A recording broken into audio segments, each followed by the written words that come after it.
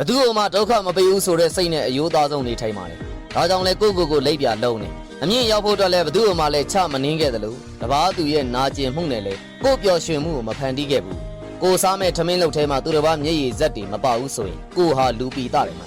အလိမ်ညာတွေခံရမှုတဲ့အသုံးချခံခဲ့ရဘူးအထင်မြင်တွေလွဲတာခံရမှုတဲ့စေတနာတွေစော်ကားခံရဘူးမခံမရက်နိုင်လို့တခါတလေပောက်ကွဲတဲ့အခါကျမခံစားဘူးတဲ့လူတချို့ကပြောတယ်ဘာမဟုတ်တာလေးနဲ့တဲ့ဟုတ်ပါလေဘာမဟုတ်တာလေးတွေပါပဲဘာမဟုတ်တာလေးတွေတကယ်ဟုတ်လာတဲ့အခါအတွေ့အကြုံကသင်ပေးခဲ့တဲ့သင်ခန်းစာကြောင့်ကိုနားလည်ခဲ့ပါ